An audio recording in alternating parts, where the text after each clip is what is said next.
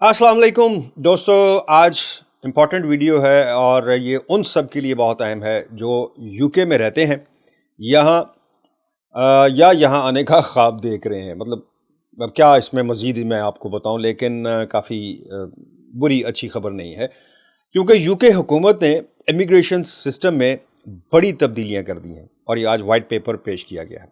और एक नया वाइट पेपर कह लें आप, पहले भी काफ़ी पेश किए जा चुके हैं, जिसके मुताबिक अब काम, तालीम और फैमिली वीज़े के तमाम रास्ते मज़ीद सख्त कर दिए गए।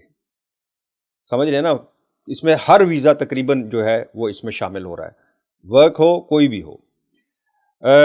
अब हर वीज़ा कैटेगरी में इंग्लिश ज़बान की शर्त लागू होगी। पहले ये कुछ वीज़ों में होती थी, कुछ में नहीं। यहाँ तक कि जो लोग बतौर डिपेंडेंट यानी ख़ानदान के अफराद के तौर पर आ रहे हैं, उनके लिए भी ये शर्त होगी। यानी आप अगर यूके से बाहर हैं, अपनी फैमिली को बुलाना चाहते हैं, उनमें बच्चे भी हैं, आपके डिपेंडेंट भी हैं, उन पर भी ये शर्त पहले नहीं थी, अब ये उन पर भी लागू होगी। इसके साथ साथ नोट भी करते जाइएगा, इसके अलावा महारत यानी स्किल की शर्त को भी बढ़ा दिया गया। स्किल्स वर्क वीज़ा होता था ना, स्किल की बेस पे जो आपको वीज़ा मिलता था, अब वो भी उसकी जो रिक्वायरमेंट है वो भी बढ़ा दी गई है। और अब वर्क वीज़ा हासिल करने के लिए सिर्फ तजर्बा नहीं बल्कि डिग्री होना भी ज़रूरी करार दे दिया गया है। यानी पहले आप कहते थे कि मेरा कुक जो है जी वो 20 साल से कुकिंग कर रहा है, इसलिए मुझे यहाँ से ऐसा कुक मिल नहीं रहा। तो अगर आप वहाँ बाहर से किसी को बुलाएंगे स्किल्ड पर, तो उसको उस कुकिंग की हायर लेवल की, उसके लेवल की डिग्री पेश करना होगी। अगर आपको मेरी बात समझ आ रही हो, ये आज जो पेश हुआ है ना, इसमें और बहुत सी चीज़ें हैं, वो आप ऑनलाइन भी पढ़ सकते हैं। अच्छा, हुकूमत ने वाज़ेह किया है कि अब स्किल लेवल जो है डिग्री उसके बराबर होगी, यानी दोनों का आपस में मैच होना भी ज़रूरी होगा। और जो उन लोगों के लिए मुश्किल साबित होगा जो सिर्फ हुनर और तजर्बे की बुनियाद पर पहले यूके आना चाहते थे, यानी जो मैं आपको कह रहा हूँ वो आपको मेरा ख्याल है कि समझ आ भी रही होगी, ये तकरीबन ना होने के बराबर ही है किसी का इस तरह डिग्री का लेवल और तजर्बे का।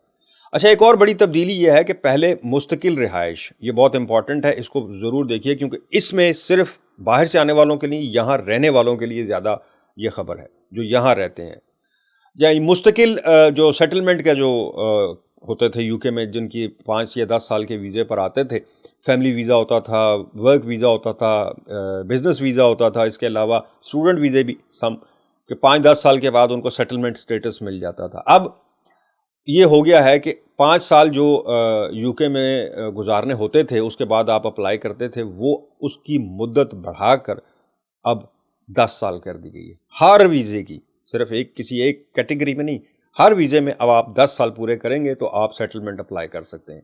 ये ख़ानदानों के लिए ख़ास तौर पर एक अहम और बहुत बड़ा फ़र्क साबित होगा जो यहाँ मैंने बताया यूके में रहते हैं। चूँकि इससे पहले ये था कि बाज़ कैटेगरीज होती थी कि आप जो है वो 5 साल का एक होता था लाइन, एक होती थी 10 साल की। कुछ वीज़ों में आपको 5 साल के बाद इजाज़त थी कि आप सेटलमेंट या नेशनैलिटी अप्लाई कर सकते थे इंडेफिनेट, और कुछ में आप 10 साल आपको पूरे करने होते थे। अब इन्होंने हर वीज़े को 10 साल कर दिया। अब इससे इमिग्रेशन जो आज वाइट पेपर पेश हुआ है, हमारे वज़ीर-ए-आज़म का कहना है कि ये इससे इमिग्रेशन सिस्टम को कंट्रोल करने में, यानी इमिग्रेशन को कम करने में मदद मिलेगी।